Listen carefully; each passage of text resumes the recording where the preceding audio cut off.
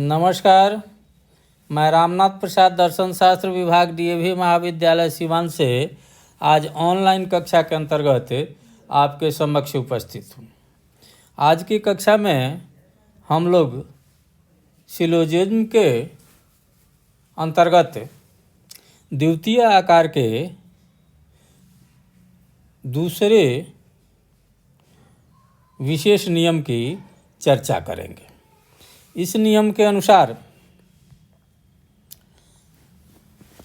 आधार वाक्यों में से किसी एक को अवश्य ही निगेटिव होना चाहिए, अन्यथा कोई निष्कर्ष नहीं निकाला जा सकता है। तो हम चर्चा शुरू करते हैं। जैसे नियम 2, इस नियम के अनुसार आधार वाक्यों में से एक को आधार वाक्यों में से किसी एक को अवश्य ही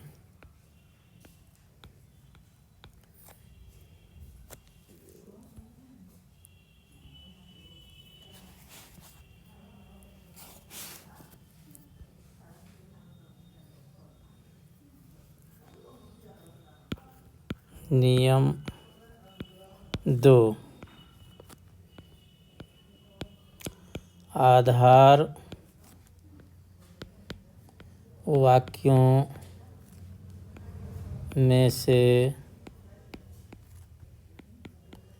किसी एक को अवश्य ही निषेधात्मक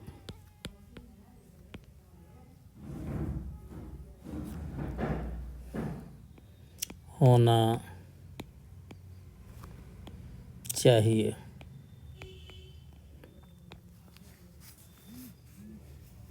One of premises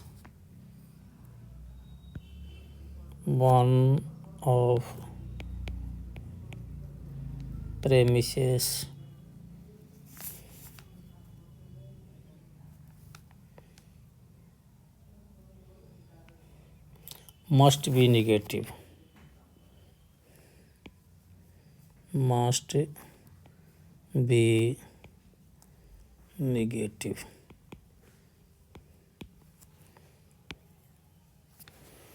जैसा कि हम लोग जानते हैं कि द्वितीय आकार में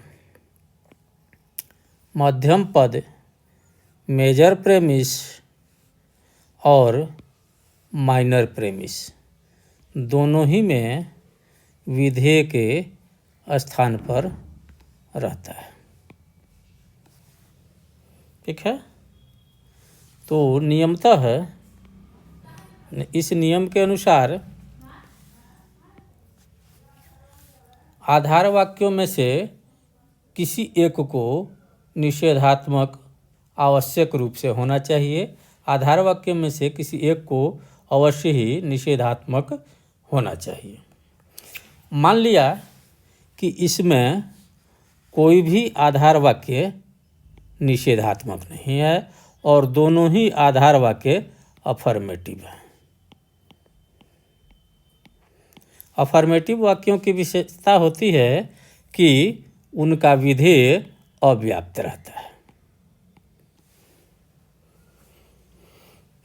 तो ऐसी स्थिति में मिडिल टर्म मेजर प्रेमिस में भी और माइनर प्रेमिस में भी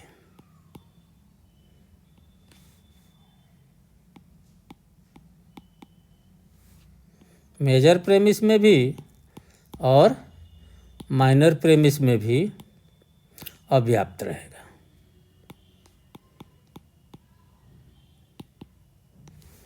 ठीक है। और नियम कहता है कि वैध निष्कर्ष के लिए मध्यम पद को कम से कम एक बार किसी न किसी मेजर प्रेमिस में हो या माइनर प्रेमिस में हो, कहीं भी मध्यम पद को कम से कम एक बार व्याप्त होना चाहिए।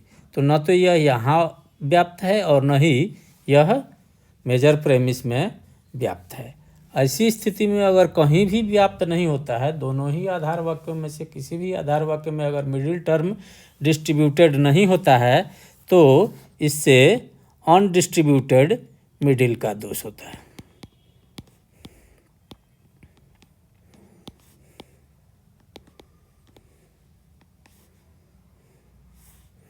अनडिस्ट्रीब्यूटेड मिडिल का फैलेसी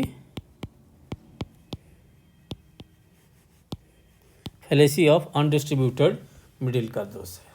तो अगर इस नियम का हम उल्लंघन करते हैं कि आधार वाक्यों में किसी एक को अवश्य ही निषेधात्मक होना चाहिए, तो अनडिस्ट्रीब्यूटेड मिडिल का दोष हो जाएगा, अर्थात कोई निष्कर्ष नहीं निकाला जा सकता है। इस तरह यह सिद्ध होता है कि आधार वाक्यों में किसी एक को अवश्य ही निषेधात्मक होगा। मान लीजिए कि माइनर प्रेमिस को हम निषेधात्मक मान लेते हैं, तो यहाँ माइनर प्रेमिस में मिडिल टर्म डिस्ट्रीब्यूटेड हो जाएगा और निष्कर्ष निकलने की संभावना हो सकती है। तो यहाँ अनडिस्ट्रीब्यूटेड मिडिल का दोष हो जाता है और इससे दोनों ही आधार वाक्यों को अफर्मेटिव मानना गलत सिद्ध हो जाता है और नियम साबित हो जाता है। इस तरह दूसरा नियम सिद्ध होता है। तब तक के लिए विदा, धन्यवाद।